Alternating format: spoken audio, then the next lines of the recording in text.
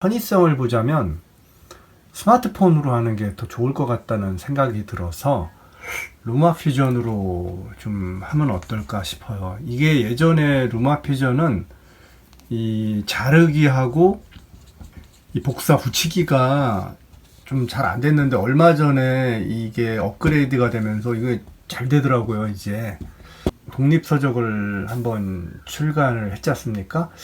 그때 책 편집을 하면서 느낀 건데 이 편집이라는 게 비슷한 느낌이 있더라고요. 이 편집이 책도 쓸 때 보면 서론, 본론, 결론 이런 식으로 글을 써야 된다 이렇게 얘기를 하는데 이건 뭐 순전히 제 경우입니다.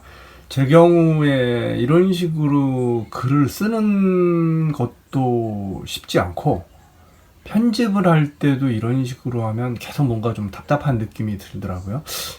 그게 어떤 이유인가 생각을 해봤더니 저 같은 경우에 이 사고하는 그 패턴이 핵심적인 에센스가 뭔지를 먼저 파악하는 거를 굉장히 중요하게 생각을 하더라고요. 그래서 제 경우에는 사실 글을 쓸 때도 그렇고 편집을 할 때도 또 심지어 책을 읽을 때도 뒷부분에 결론 부분을 먼저 읽어봐요. 그래서 내가 이 책을 한번 흥미로운가 아닌가를 이 결론 부분에서 테스트를 하고 이 결론 부분에서 호기심을 느끼는 부분을 발췌해서 찾아보는 스타일이에요. 물론 이제 소설, 추리소설이나 그런 거는 이런 방식으로 안 되겠지만 대부분의 어떤 책들은 이런 방식으로 읽으면 굉장히 빠른 시간에 중요한 핵심에 접근할 수 있는 것 같더라고요. 책은 그렇게 읽으면서 제가 글은 서론, 본론, 결론으로 써야 된다는 어떤 그 통념의 틀에 꽉 그렇게 들어가 있었어요. 왜냐면 어렸을 때부터 그렇게 글을 써야 된다고 배웠고 지금도 글쓰기 책이나 글쓰기 강좌에 가보면 이런 식으로 서론, 본론, 결론으로 이렇게 글을 쓰는 게 좋다 이렇게 말씀하시는 뭐 맞는 말이죠. 근데 제 경우에는 이게 아닌 것 같더라고요. 그래서 저는 아까도 말씀드린 대로 결론을 먼저 쓰고 그 결론을 입증해 가는 방식으로 뭐 그렇게 글을 쓰고 있습니다. 근데 그게 편집을 할 때도 보니까 그러니까 그 비디오 영상 편집을 할 때도 비슷한 느낌이 들더라고요. 제가 이번에 지금 파리 영상을 촬영한 걸 작년에 촬영한 거를 지금 편집을 하고 있는데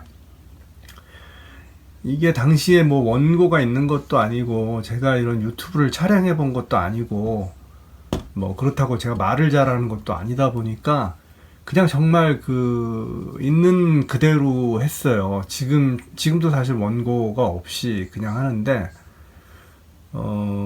이 방식이 저한테 맞는 것 같더라고요. 그러니까 속에 있는 제 생각하는 이야기를 그냥 끄집어내는 거예요. 이게 지난 책에 어쩌다 심리에도 썼지만 내 어떤 마음속에 있는 이야기를 끄집어서 낚시하듯이 끄집어서 어떤 배 갑판 위에 올려놓기만 하면 어떤 식으로든지 요리를 할 수 있다. 그래서 이 내 마음속 어떤 깊은 곳에 있는 그 이야기를 꺼내 올리는 이런 어떤 루틴을 저 같은 경우에는 이제 시간을 정해두고 30분이라는 어떤 시간을 정해두고 글쓰기를 매일 했어요.